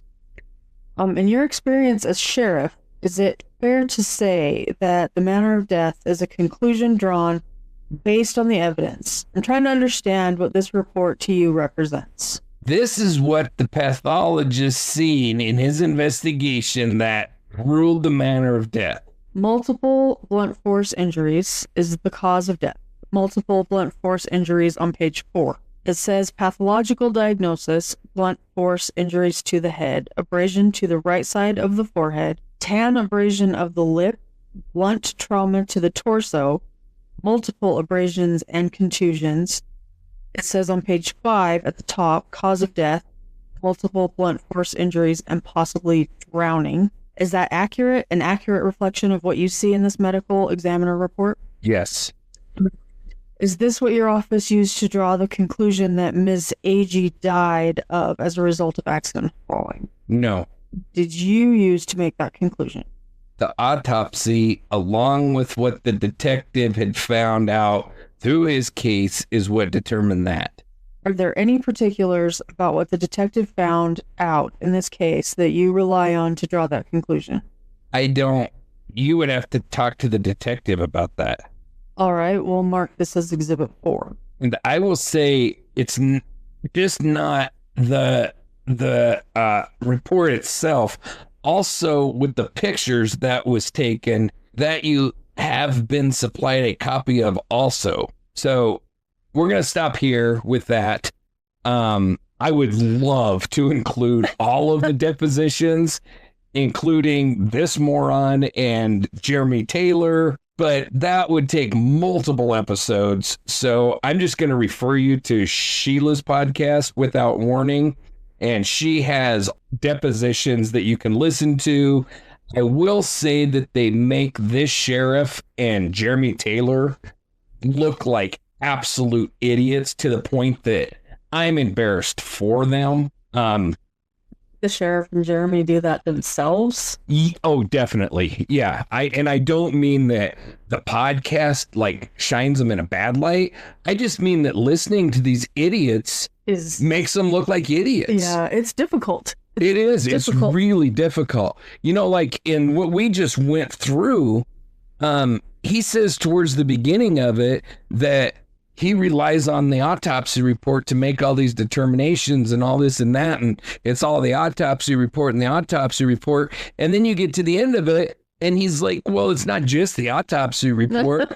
Right. I mean, the guy is such a bumbling idiot. And I realize he's the sheriff and he's not the investigator, but we're talking about a case that had significant public scrutiny. They had a huge petition to reopen this case. TBI reviewed this case. So this sheriff didn't look into it. He has no answers. No. And through his deposition, he can't remember the names of her parents.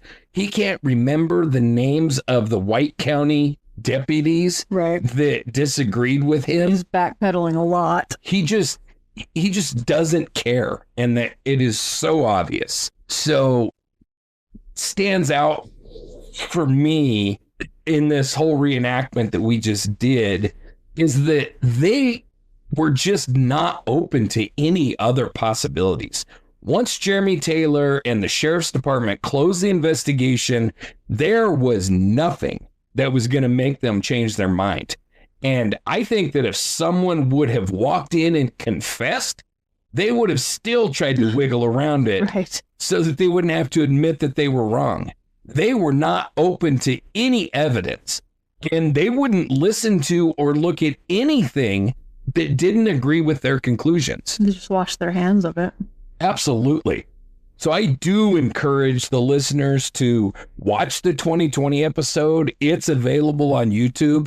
And once you see it with your own eyes, you can easily understand why they reached the determination that she could not have fallen.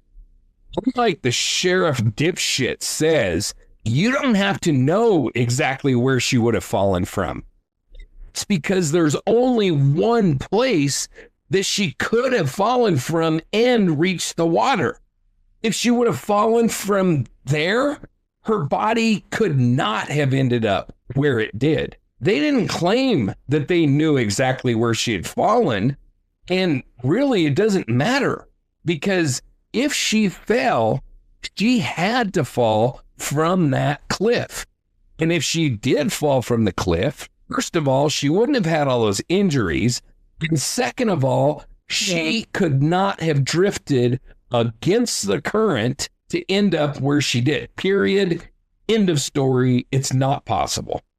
To sum it all up, let's go back to that night and set the scene again. So it's July 25th, 2015 at WakeFest on Center Hill Lake outside of Smithfield, Tennessee. Lauren, a young, beautiful, and vibrant criminal justice student, is camping with friends on a cliffside near Pates Ford Marina. Campsite is precarious to say the least, perched 90 feet above the water with a steep drop-off. She's with her friend Hannah Palmer, Hannah's boyfriend Aaron Lilly, Christopher Stout, and we'll eventually learn Brooks Gambrell. They're drinking, partying, having fun, and enjoying the festival. But by the next morning, July 26th, Lauren is gone. Her body is found hours later, floating face down in a cove. Two fishermen. The DeKalb County Sheriff's Office quickly labels it an accident, saying Lauren fell from a cliff while drunk. hit the water and drowned. Case closed. Or is it? Lauren's family didn't buy it, and they brought in Sheila Wysocki. Sheila's investigation, which she detailed in the Without Warning podcast, uncovered evidence that challenges the official story. Let's walk through the key reasons why an accidental fall doesn't add up. First, let's talk forensics. The autopsy report conducted by the medical examiner listed Lauren's cause of death as blunt force trauma and possible drowning. She had a high blood alcohol level, broken fingers, a broken nose, bruises and hemorrhaging on her back and thighs, and trauma to her head and shoulder. Authorities claim that these injuries were consistent with a fall from a 90-foot cliff into the water. But here's where it gets murky. Forensic experts, including those consulted by Sheila Wysocki, argue the injuries don't align with a cliff fall. A fall from that height would possibly cause injuries, but she'd have been falling into water. Lauren's injuries, while serious, were oddly specific. The blunt force trauma to her head and shoulder suggests a targeted impact, not the random chaos of a fall. Her broken fingers, bruised and scratched arms, and nose and lip injuries could indicate defensive wounds or a struggle, not impact with water. What about the bruises on her back and thighs? They are way more consistent with being struck, restrained, and sexually assaulted than with a free fall into water. Then there's the water in her lungs, or lack thereof. If Lauren drowned after falling into the lake alive, her lungs should be full of water, but the autopsy noted very little water, raising the possibility that she was already dead when she entered the lake. The official report floats the idea of a dry drowning, where the larynx spasms and prevents water intake, but dry drowning is pretty damn rare in healthy adults like Lauren was, and it's much more common in children or in those that have medical conditions. This discrepancy alone casts doubt on the drowning narrative. Now let's look at where Lauren's body was found. The fishermen discovered her in a cove face down far from the campsite's cliff edge. The DeKalb County Sheriff's Office claimed that she fell from the cliff and drifted to the cove, but Sheila Wysocki's investigation and common damn sense reveal a critical detail. The lake's current was flowing in the opposite direction of the cove. For Lauren's body to end up there, it would have had to defy the natural water flow, an unlikely, if not totally impossible scenario. And what about the fall? A falling body would leave a trail. So what about a fall where all of these injuries could be explained? She fell through the trees, got all cut up, and somehow ended up in the water. Even though we think that's unlikely, what if that happened? Well, a falling body would leave a trail. You'd have broken branches, disturbed soil, even blood or tissue on the rocks and the trees. Yet, investigators found no such evidence.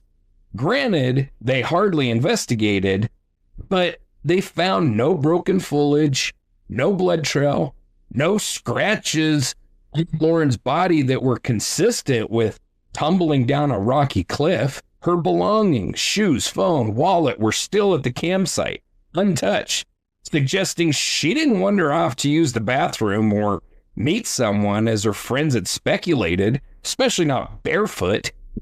If she did, where's the physical evidence of her descent down the hill? Conspicuously absent. Now let's turn to the people who were with Lauren that night. Hannah Palmer, Aaron Lilly, Christopher Stout, and Brix Gambrell. Their stories about what happened are, to put it mildly, all over the damn place. Aaron claimed Lauren never made it back to the campsite after they left the bar, yet her belongings were found there. Hannah said that Lauren left the campsite early in the morning, or slept on a houseboat, or went to find her ex, or her story changed so many damn times, it's hard to keep track. She also admitted Lauren's stuff was still at the camp and her shoes were under the hammock. She said she knew Lauren would never leave without them. Chris Stout said he didn't even know if Lauren was there.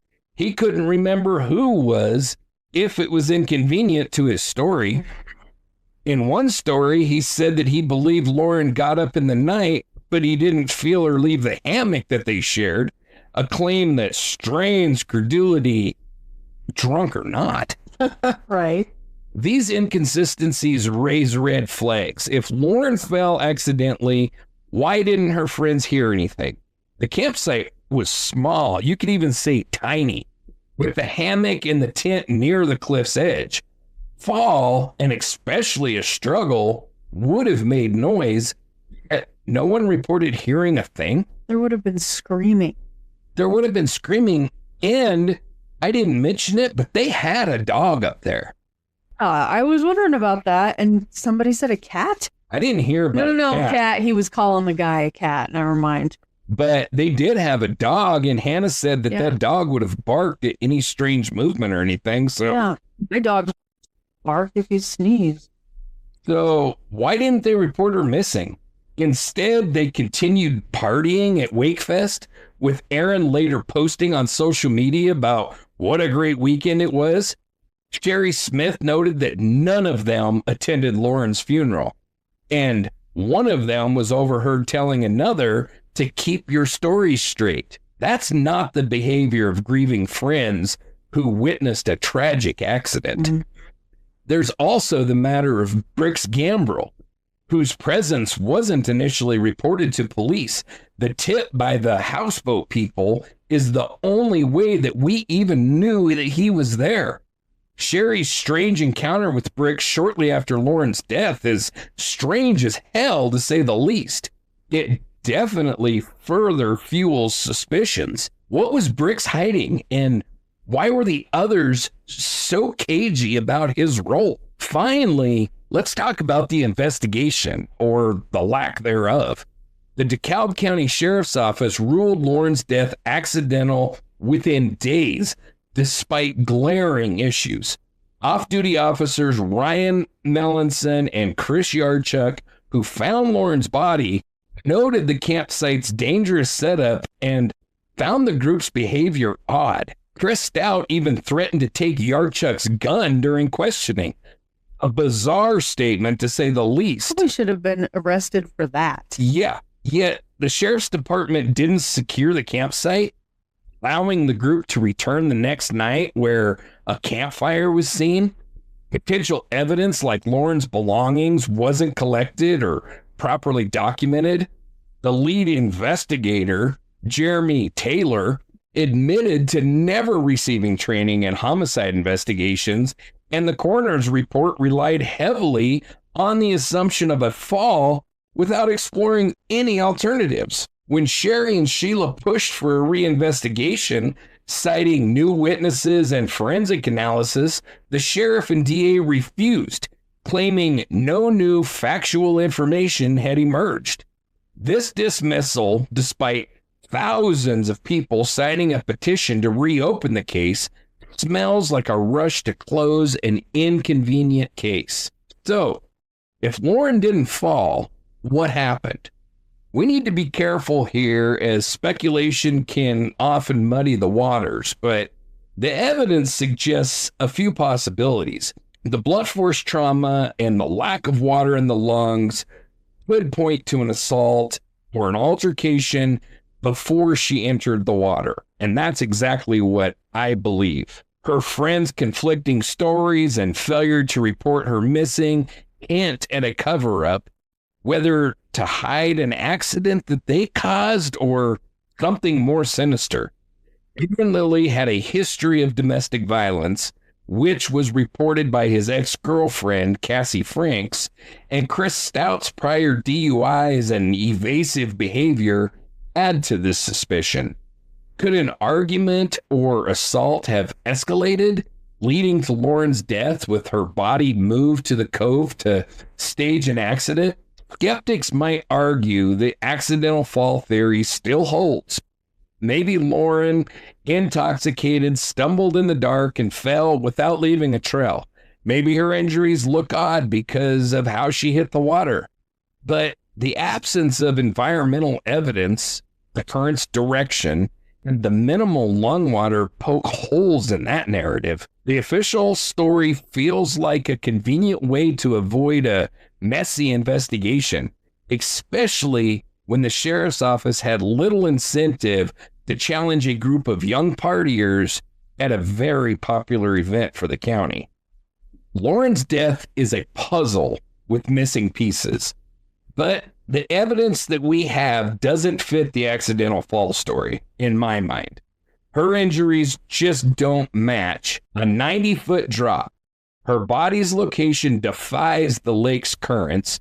Her friends' stories don't add up, and the investigation was woefully inadequate.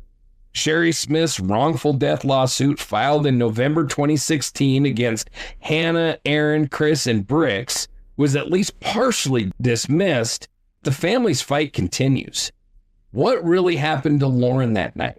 We may never know without new witnesses or a proper investigation, but one thing's clear. Calling her death an accidental fall is too simple for a case this complex. As we close this episode of Dark Dialogue, I want to take a moment to step back from the evidence, the inconsistencies, and the unanswered questions, and focus on the heart of this story. Lauren Agee, a young woman whose light was extinguished far too soon, leaving behind a ripple of love, loss, and a legacy that refuses to fade. Lauren was more than a case file or a headline. She was a daughter, a sister, a friend, a vibrant soul whose absence is felt deeply by those who knew her, and even by those of us who've only come to know her through this tragedy. Lauren was 21, nearly 22, a criminal justice student with dreams as big as her smile. Those who knew her describe her as a kind person who could light up a room, who loved adventure, music, and making people laugh. She was fiercely loyal, the friend who'd have your back no matter what.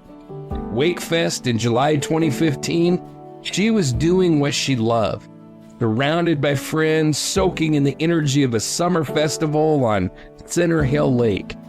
Hannah Palmer, Aaron Lilly, Christopher Stout, and Bricks Gambrel were part of that moment, sharing laughs and memories with Lauren under the Tennessee stars. But when the sun rose on July 26th, Lauren was gone, and the silence from those friends has echoed louder than their stories ever could have. It's hard to reconcile the image of those carefree festival days with the shadow that now hangs over Lauren's friends. They're conflicting accounts. Hannah's claim that Lauren left with strangers, Aaron's insistence that she never returned to the campsite, Chris's vague recollection of sharing a hammock have left more questions than answers. Their failure to report her missing, their absence from her funeral, and the whispers of "keep your story straight" have deepened the pain for Lauren's family. They scared, covering for someone, or simply caught in the fog of a chaotic night? We may never know. What lingers is the sense that Lauren deserved better from those that she called friends. She deserves someone to notice her absence, to sound the alarm, to fight for her the way that she would have fought for them. Then there's Sherry Smith, Lauren's mother, a woman whose strength and love have become the backbone of this fight for truth. Sherry didn't just lose her daughter, she lost a piece of her heart, a future filled with Lauren's laughter, her triumphs, her dreams. When the DeKalb County Sheriff's Office labeled Lauren's death an accident, Sherry could have accepted it and tried to move on, but that's not who Sherry is. She saw the holes in the story, the injuries that didn't match a fall, the current that couldn't carry a body to that cove, the silence from Lauren's friends, and she refused to let her daughter's story in there. Sherry hired private investigator Sheila Wysocki, filed a wrongful death lawsuit in December 2016, and has spent nearly a decade chasing answers. Every petition signed, every podcast episode aired, every court hearing attended is a testament to a mother's unbreakable love. Sherry's fight isn't just for Lauren. It's for every family who's been told to accept a truth that just doesn't add up. Lauren's family, her father, stepfather, her siblings, her extended kin, all carry her memory in quieter ways, but no less profoundly. They've endured the pain of reliving her loss through public scrutiny, court battles, and media coverage. Allison has spoken out through her blog and on social media and TikTok. Yet the family holds on to the moments that defined Lauren: her love for animals, her passion for justice, her ability to make everyone feel seen. These are the threads of her legacy, woven into the lives of those she touched. Her family has turned their grief into advocacy, ensuring Lauren's name isn't forgotten, that her story sparks conversations about truth, accountability, and the system that too often fails victims. Lauren's legacy extends beyond her family and friends to a community of strangers, podcasters like us, listeners like you, investigators, advocates who've rallied around her story, the thousands who signed petitions to reopen her case, all the podcasters who've amplified her voice, the forensic experts who've scrutinized the evidence. All are part of a movement born from Lauren's life. Her case has shed light on the flaws in small-town investigations, the rush to close cases, and the power of persistence. It's a reminder that one person's story can inspire change, can demand better from those entrusted to seek justice. Lauren, in her own way, is still fighting for that justice she believed in as a criminal justice student. As we sit here thinking about Lauren, we can imagine her at WakeFest, laughing with her friends, feeling the warmth of a summer night, unaware of a tragedy to come. Think of Sherry, holding a photo of her daughter, vowing to keep going no matter how many doors close. Think of those who were there with her, them carrying whatever secrets they haven't shared, and I wonder if they'll ever find the courage to speak, if they'll ever right the wrong that their silence has created. I also think of you, our listeners, who've taken the time to care about a young woman you may never have met. That's Lauren's legacy. Call to care, to question, to stand up when something's not right. If you know something about Lauren's death, no matter how small, please come forward. Reach out to Sheila Wysocki at withoutwarningpodcast.com or contact Sherry Smith through the Justice for Lauren Agee Facebook page. Your voice could be the key to unlocking the truth. And if you're moved by Lauren's story, share this episode, sign the petitions, or simply talk about her. Keep her name alive. Let her legacy be a beacon for justice. And remember that no one should be forgotten. I think that it's fitting to share a post from Allison's blog, Breathe. Remember, Allison calls Lauren Taylor, and she writes, "I've been trying to work up the courage to talk directly to you, Taylor. I've been thinking about it for a while, wanting to do it, but actually doing it is a lot harder, so here it goes. I honestly don't know where to start. You've been on my mind a lot lately. I think it's because the year is quickly approaching. The year mark, the anniversary, the date none of us wish were of any significance. Not a day goes by that I don't think of you at some point, but lately, been more than usual. For example, so many songs have come out in the last several months, and I think Taylor would love this song. Only people who know you and me would understand that. Few, if any, know of the epic song battles in the car when we were young. I would sing along to the radio, You would yell at me to stop because it was your song, because you always had to be the center of attention, and few, if any, know that you would put your back to the wall in my old room at our grandparents' house, and Dad would play a song, actually only about 2 seconds of a song, and you could spit out the title. I burned 1,000 music CDs as a teenager and into my early 20s. I was dubbed the DJ at any party I attended because they knew I had the music or could find the music.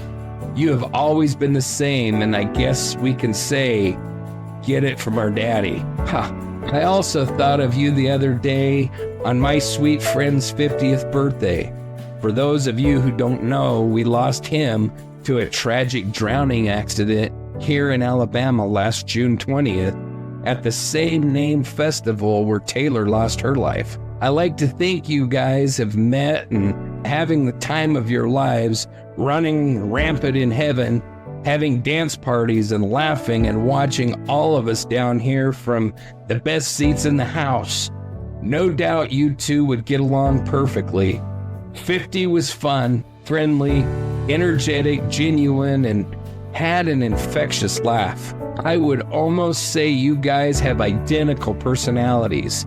You know you're loud too, so I will continue to think you two have buddied up and are just keeping each other company, but having an awesome time, not skipping a beat from the last day either of you were here with us. There are so many things that I wish you were here to see. Logan played baseball for the first time this year, and he's amazing. He's a natural, of course. He hit infield home runs, outran the fastest kids who tried to chase him down to tag him, chased down plenty of runners himself, threw out runners at first base, throwing from third, and he loved every second of it. If you were here, you would be bragging about him on Facebook, begging me to send you pictures and videos, and maybe even making a trip down here to watch one of his games. He's also starting kindergarten in the fall. Hard to believe he's already old enough. I still remember when I called to tell you that I was pregnant. Your reaction was appropriate. What? I'm going to be an aunt at 17? But it was perfect because you were so young at heart yet loved him so much. Bryce is almost 2 now, and he is a tornado on 2 feet. It hurts my heart that you didn't get to spend much time with him and that he will not have any memory of you like his big brother does. I'm thankful for the few pictures I have of you with him, and he will learn all about you through stories and videos and pictures one day when he's old enough to understand. I'm so grateful that Logan still knows you and always will, but it makes me so sad that Bryce will never know you like that. If you were still here, you would have so much fun with him. He's so much different than Logan was as a toddler. Bryce would definitely keep you on your toes. Your inner kid definitely came out when you got to hang out with these boys, and it kills me that there are so many fun times and memories that neither they nor you will be able to experience together. The hardest thing for me to say to you is that I miss you so much. Never in 1,000 years would I imagine I would be sitting here talking to you on a computer screen, knowing you wouldn't talk back. Thinking back on the events from almost a year ago, I honestly don't know how I made it from day to day. As much as it still hurts now, the pain I went through beginning that very second the text message came through from Dad, confirming I was already dreading. The weeks and months that followed is a type of feeling I still can't fully explain. Literally makes me sick to my stomach. Those were by far the hardest days of my life. I think one of the hardest parts for me is that I didn't talk to you enough and will regret that for the rest of my life. We interacted on some level, but be it social media or whatever, almost every day, but I should have made more of an effort to talk to you personally. I know that doesn't reflect our relationship, or that we cared any less about each other. We just watched each other's lives from a distance. The downside to living in separate states. There is no doubt in my mind that if we lived closer, you would have been at my house every day, just hanging out and playing with your nephews. Unfortunately, distance is what we had instead. And as a result of that, I had not spoken directly to you when it happened, but I am forever grateful for the visit we had just 3 weeks before our worlds crashed. Those pictures and videos and memories will be treasured because that would be the last time I'd ever see you playing with my babies, listening to you laugh and talk about silly things, watching you try to pop wheelies on Logan's scooter in the driveway. It was an awesome day, but it will never be enough. There are 1,000 things I could say to you. I could probably talk for hours, and with each day that passes, there are more things I wish I could tell you. Not only will the anniversary be hard year after year, but so will all the special things and events in between that you won't be here to share with us. Basically, every single day is a struggle somehow. Not being able to talk to you just one more time is torture. I wish I could talk to you just one more time. Lauren Agee was more than a mystery. She was a daughter, a dreamer, a spark of joy. Her life mattered. Her story matters. And her truth is still out there, waiting to be told. For Lauren, for Sherry, for Allison, for all of us. For us, here at Dark Dialogue, this isn't the end of Lauren's story. We have been in contact with someone very close to the case who has agreed to talk with us. We will share that episode along with any updates to Lauren's story that comes from it. As we close this chapter of Dark Dialogue, we are left with the weight of stories that linger, lives altered, truths uncovered, and questions that may never find answers. These cases remind us of the fragility of safety, the resilience of those who seek justice, and the humanity that binds us, even in the darkest moments. Lauren's story, like so many others, isn't just about loss. It's about the courage of a family, persistence of a community, and the hope that drives us to keep searching for light. We carry these narratives not to dwell in sorrow, but to honor the truth and reflect on what they teach us. They teach us about compassion, accountability, and the strength to face the unknown. Thank you for joining us, for listening with open hearts, and for holding space for these difficult truths. Until next time, this is Dark Dialogue, where we confront the shadows to find meaning in the silence. Stay safe, stay curious, and keep the dialogue alive.